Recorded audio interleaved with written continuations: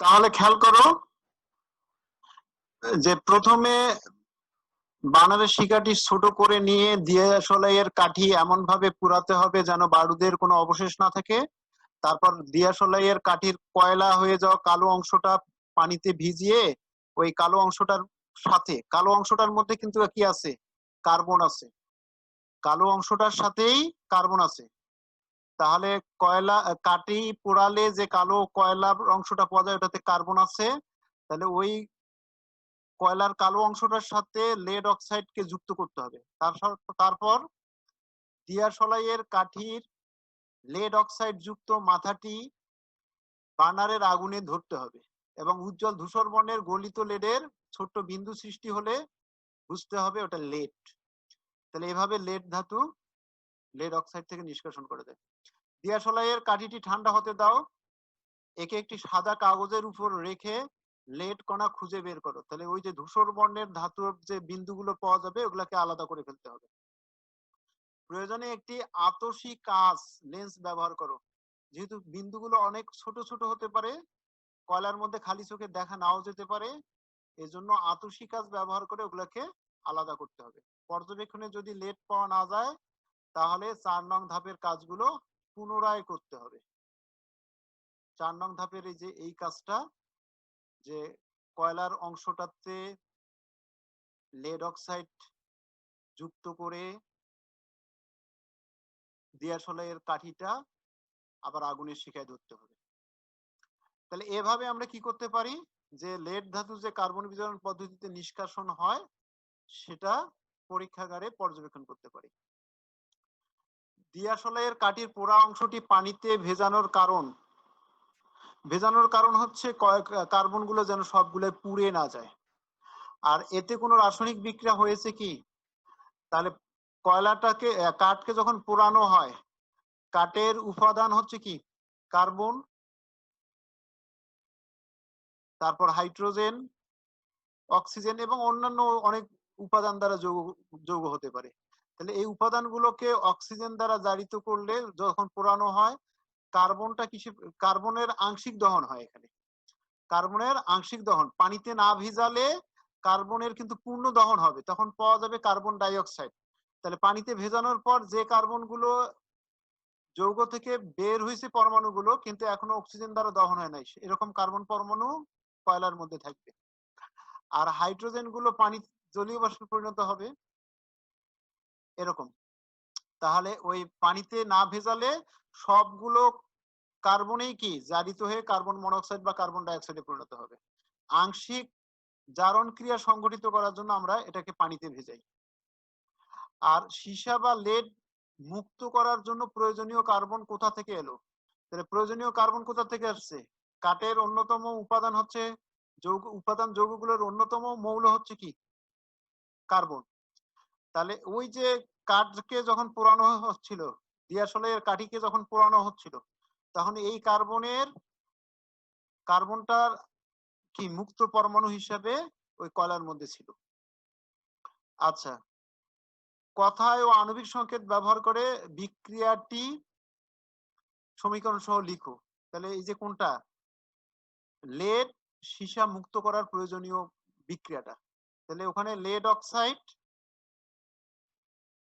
Plus কি carbon, তাহলে বিক্রিয়া করে কি হবে, লেড ধাতু প্লাস কি কার্বন মনোক্সাইড অথবা কি হতে পারে কার্বন ডাই অক্সাইড। দ্বিতীয়বার যখন ধরবো এই যে 4 নং প্রক্রিয়ায়, এটা কি 4 নং প্রক্রিয়ায়, 4 নং প্রক্রিয়াতে যে বিক্রিয়া হয়, তাহলে 4 নং প্রক্রিয়া আমরা কি করি, লেড অক্সাইডকে কয়লার অংশটাতে যুক্ত করে শিখায় ধরি। তাহলে ওই লেড অক্সাইড কয়লার মধ্যে যে কার্বন আছে কার্বনের সাথে কার্বন দ্বারা বিজারিত হয়ে লেড ধাতু এবং কার্বনটা অক্সিজেন দ্বারা জারিত হয়ে কার্বন মনোক্সাইড অথবা কার্বন ডাই অক্সাইডে পরিণত হবে। তাহলে এটা 4 নং ধাপের বিক্রিয়া। কপার, আয়রন, জিঙ্ক অক্সাইড নিয়ে পরীক্ষাটি করলে একই রকম ফল পাওয়া যাবে, কারণ কপার অক্সাইডের মধ্যে যে কপার আছে সেটা কয়লার কার্বন দ্বারা বিজারিত হবে এবং তৈরি হবে কি, কপার আলাদা হয়ে যাবে আর ওই কার্বন মনোক্সাইড বা কার্বন ডাই অক্সাইড পাওয়া যাবে। জাস্ট লেডের জায়গায় বা কপারের জায়গায় অনুরূপ হতে পারে কি, আয়রন হতে পারে, জিঙ্ক হতে পারে, একই রকম। এই পর্যন্ত কারো কোনো সমস্যা?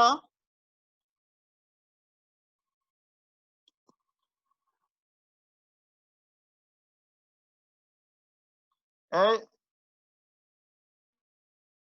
সানজিদা, সানজিদা সমস্যা আছে? না স্যার, নাই। আচ্ছা, ঐশী কি আর যোগ হয় নাই?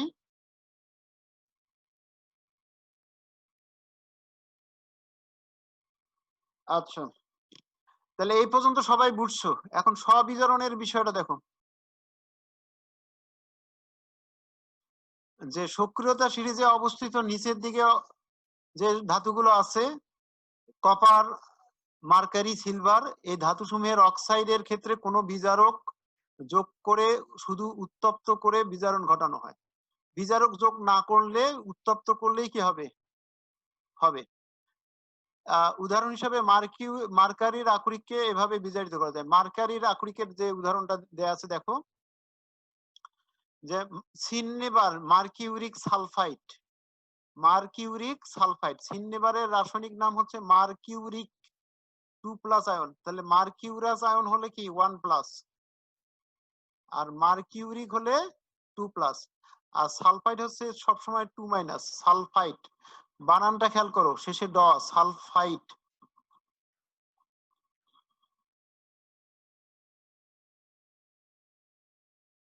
সালফাইড, আচ্ছা সালফাইড। তাহলে এটাকে যখন অক্সিজেনের সাথে দহন করতেছি, তখন সালফারটা সালফার ডাইঅক্সাইডে পরিণত হচ্ছে।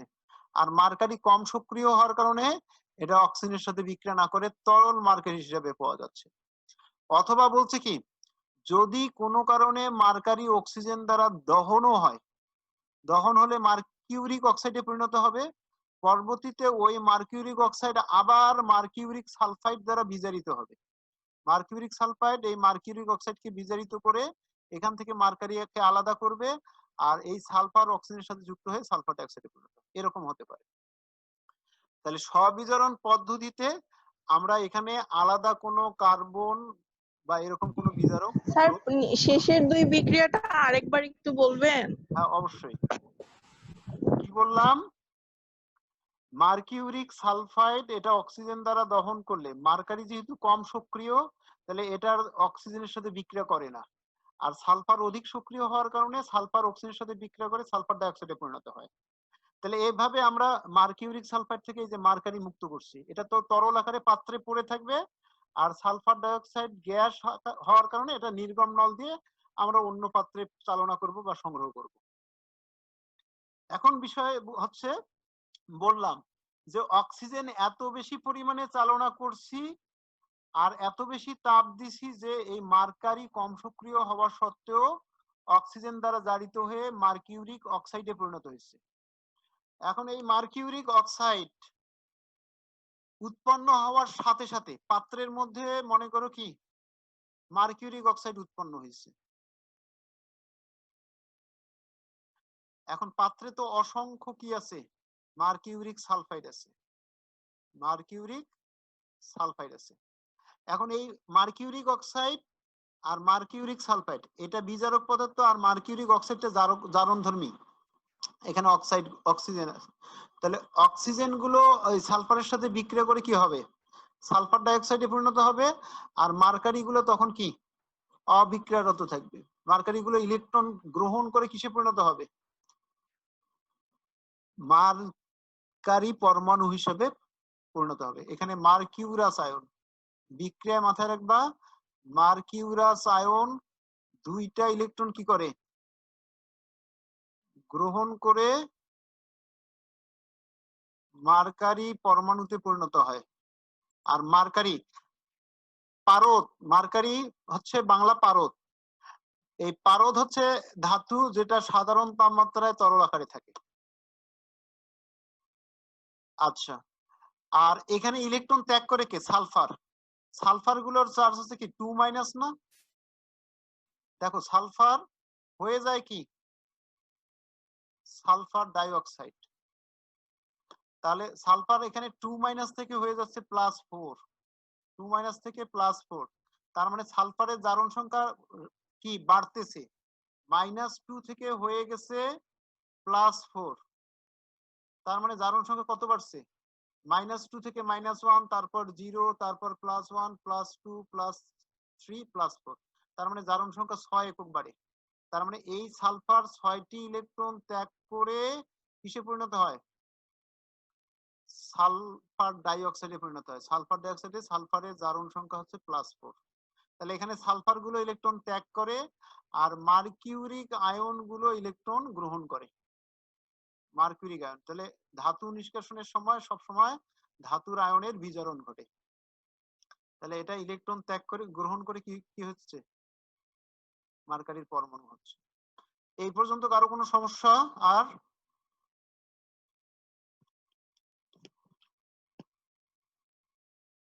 কি সঞ্জিতা সমস্যা আছে? না স্যার নাই। ওকে, তো আজকে কি ধাতু বিশুদ্ধকরণ পড়াবো? পড়াই দিই।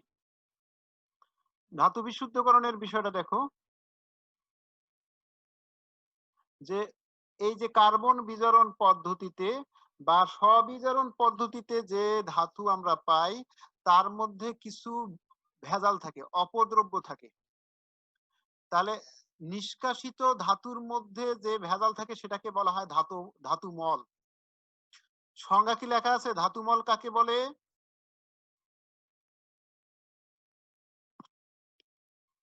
জি স্যার আছে মনে হয়। মনে হয় আছে মনে হয়।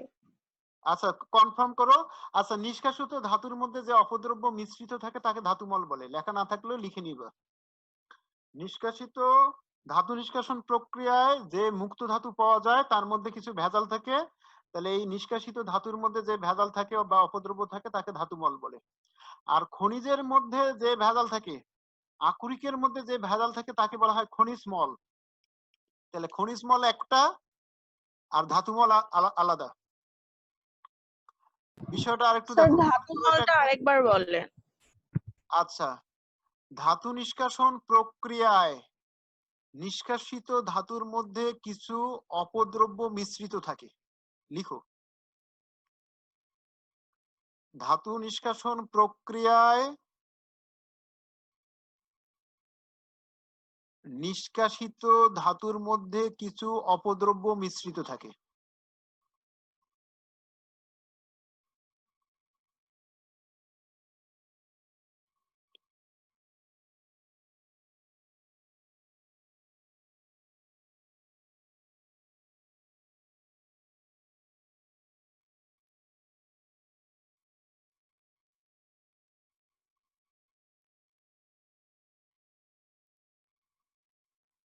আচ্ছা, একটু এটা মনে হয় আমরা রেকর্ডিং এ দিয়েছি।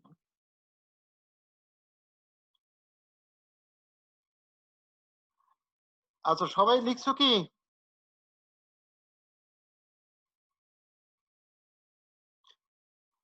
একজন বলো দেখি, সঞ্জিতা বলো। ধাতু নিষ্কাশন প্রক্রিয়ায় নিষ্কাশিত ধাতুর মধ্যে কিছু অপদ্রব্য মিশ্রিত থাকে। এই অপদ্রব্যগুলোকে ধাতুমল বলা হয়। ওকে, তো ঠিক আছে, আমরা এখন পরের অংশটাতে যাই। আচ্ছা, এই অপদ্রব্য গুলোকে দূর করার প্রক্রিয়ার নাম হচ্ছে ধাতু বিশুদ্ধকরণ। তাহলে ধাতুমলকে দূর করার প্রক্রিয়ার নাম হচ্ছে ধাতু বিশুদ্ধকরণ। এটা নিচে লিখে রাখতে পারো। তাহলে ধাতু থেকে ধাতুমল দূর করার প্রক্রিয়ার নাম হচ্ছে ধাতু বিশুদ্ধকরণ। আচ্ছা, তাহলে এই বিশুদ্ধকরণের দুটো উপায় আছে। একটা হচ্ছে বিগালক যোগ করা। এই বিগালক যোগ করে আমরা কিছু অপদ্রব্য দূর করতে পারি। 100% বিশুদ্ধ করা যায় না। বিগালক যোগ করে 100% বিশুদ্ধ করা যায় না, এটা মাথায় রাখবা।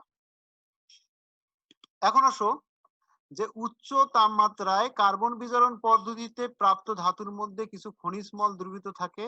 এই খনিজ মল অপসারণ করার জন্য যে পদার্থ যোগ করা হয় তাকে বলা হয় বিগালক। এখানে বিগালকের ডেফিনেশন আলাদা। এখানে একটা বিষয় মাথায় রাখবে, এটাকে খনিজ মল না, এটা ওই যে খনিজ মল গুলোই যখন ধাতুর মধ্যে থাকবে তখন ওই খনিজ মলের নাম হচ্ছে ধাতু মল। খনিজ মলটা যেটা আকরিকের মধ্যে ভেজাল থাকে সেটা হচ্ছে খনিজ মল।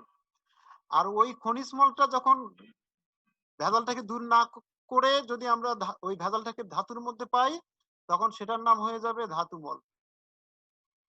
তাহলে খনিজ মল গুলোই ধাতুর মধ্যে অপদ্রব্য হিসেবে থাকে, এটার নাম হচ্ছে ধাতু মল।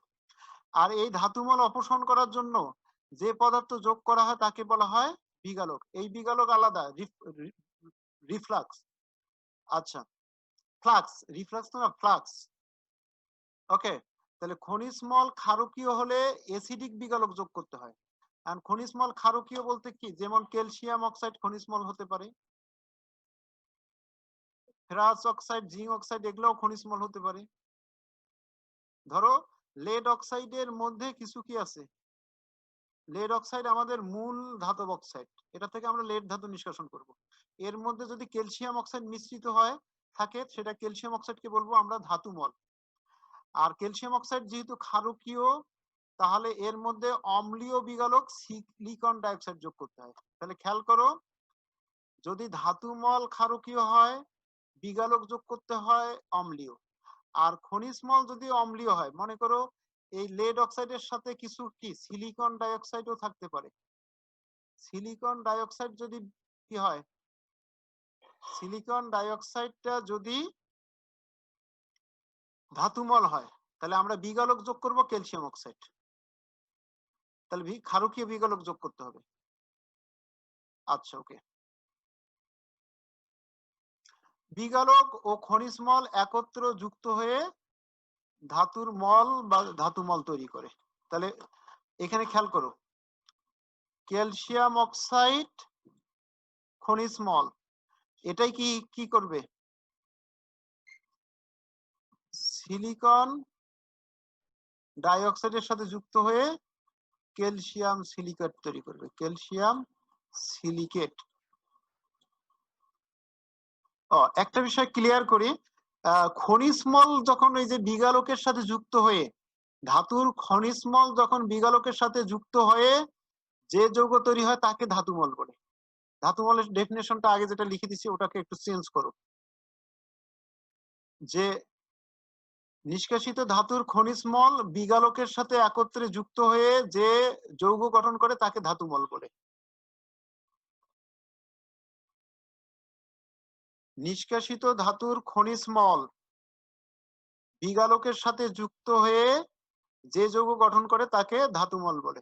তাহলে ক্যালসিয়াম সিলিকেটটা হচ্ছে ধাতুমল, ক্যালসিয়াম অক্সাইড হতে পারে খনিজ মল, আর সিলিকন ডাইঅক্সাইড তখন হবে বিগালক। আর যদি সিলিকন ডাইঅক্সাইডটা হয় খনিজ মল সেক্ষেত্রে ক্যালসিয়াম অক্সাইডটা হবে বিগালক। তাহলে দেখো, ধাতু মলের আগে ডেফিনেশনটা হবে না? আগের ডেফিনেশনটা বাদ দাও। ওকে, ও আচ্ছা। তাহলে ধাতুর খনিজ মল বিগালকের সাথে যুক্ত হয়ে যে যৌগ গঠন করে তাকে ধাতুমল বলে। আচ্ছা এখন দেখো, ধাতুর মল গলিত ধাতুতে দ্রবীভূত হয় না বলে উপরের দিকে ধাতু মলকে গলিত ধাতু থেকে আলাদা করে ফেলা যায়।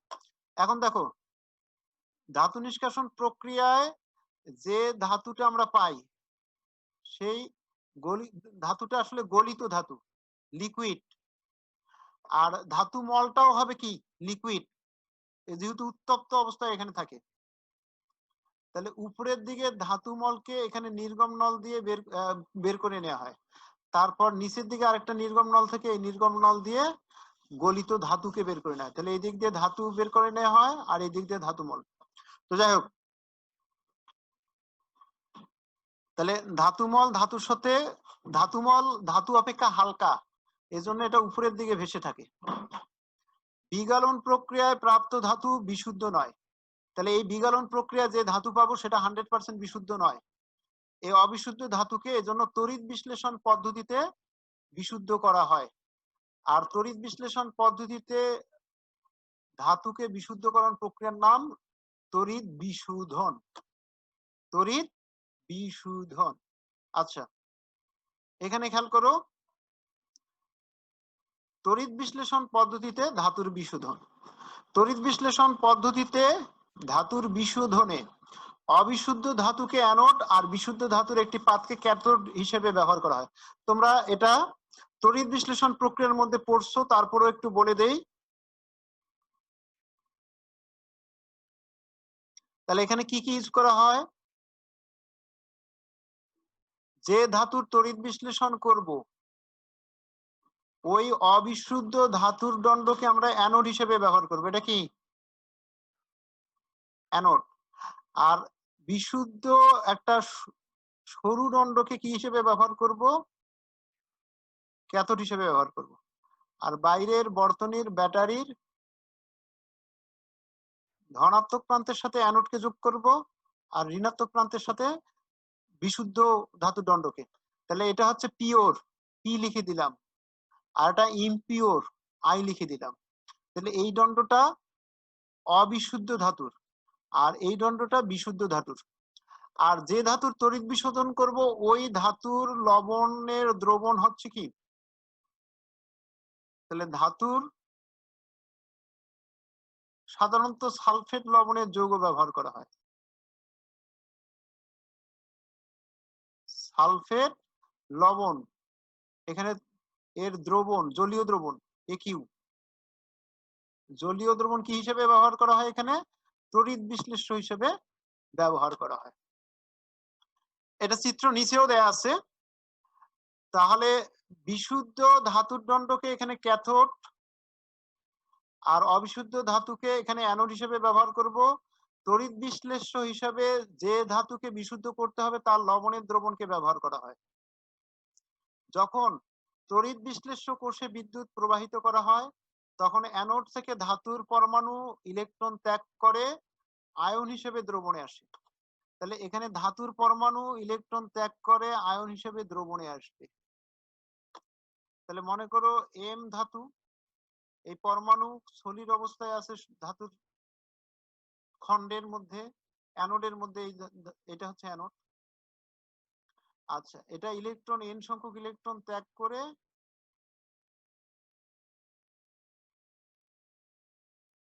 এন প্লাস ধাতব আয়ন হিসেবে কি দ্রবণের মধ্যে চলে আসবে।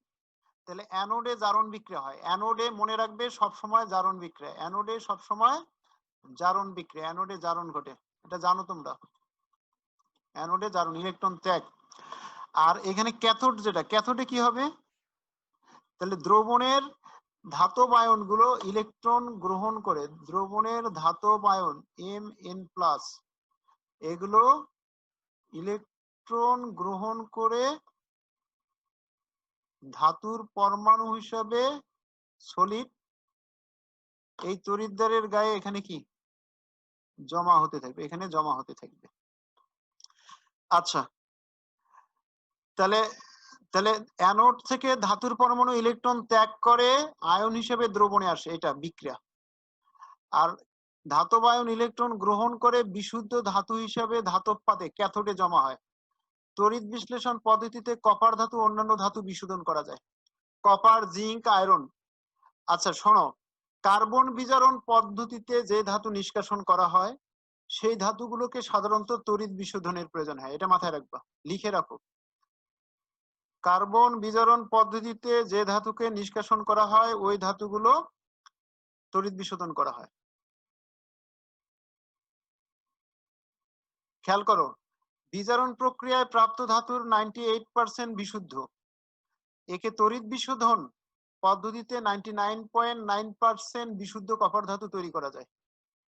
এক্ষেত্রে কপার সালফেটের জলীয় দ্রবণে একটি পাত্রে কপার সালফেটের জলীয় দ্রবণ নেওয়া হয়, আর ধাতব দণ্ডকে বিশুদ্ধ করতে হবে সেই অবিশুদ্ধ কপার দণ্ডকে ব্যাটারির ধনাত্মক প্রান্তের সাথে ব্যবহার করব, এটা অ্যানোড হিসেবে কাজ করবে।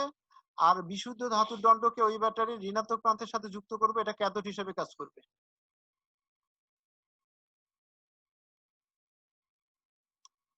এখানে চিত্র দেয়া আছে, সবাই খেয়াল করো।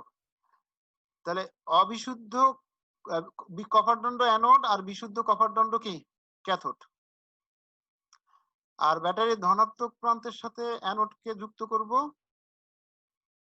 আর ঋণাত্মক প্রান্তের সাথে কি ক্যাথোড যুক্ত করব। তাহলে এই কপার দণ্ড থেকে কপার পরমাণুগুলো ইলেকট্রন ত্যাগ করে কপার আয়ন হিসেবে আসবে, আর এখানকার কপার আয়নগুলো আবার ক্যাথোডে গিয়ে ইলেকট্রন গ্রহণ করে কপার পরমাণু হিসেবে এর গায়ে জমা হতে থাকবে। ওকে, আচ্ছা, তাহলে এরকম আর ভেজালগুলো এই যে নিচে ইম্পিউরিটিস আকারে নিচে পড়বে, ভেজালগুলো নিচে পড়ে থাকবে। আচ্ছা, তাহলে এই হচ্ছে মোটামুটি তড়িৎ বিশোধন প্রক্রিয়া। এটাতে কারো সমস্যা আছে?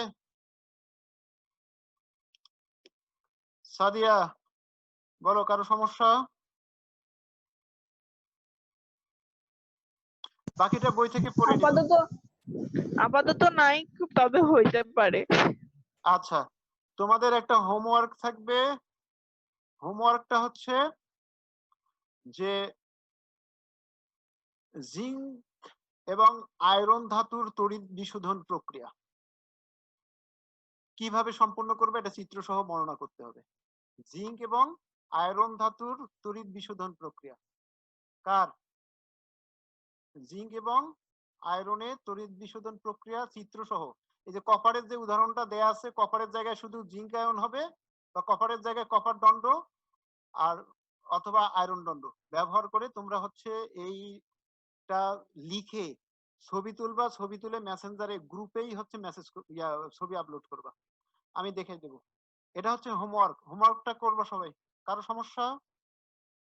আর যারা এখনো গ্রুপে অ্যাড নাই, দেখলাম কয়েকজন, তোমরা কয়েকজন আছো, তাদেরকে এটা জানাই দেবা, হোমওয়ার্ক দেয়া আছে জিঙ্ক এবং আয়রনের তড়িৎ বিশোধন প্রক্রিয়া। তাহলে আজকে এই পর্যন্তই থাক। আমরা নেক্সট দিন ইনশাআল্লাহ হচ্ছে কি পরের অংশটা আলোচনা করব। এই যে দলীয় কাজগুলো তোমরা নেক্সট দিনে আমি আলোচনা করব, দলীয় কাজ।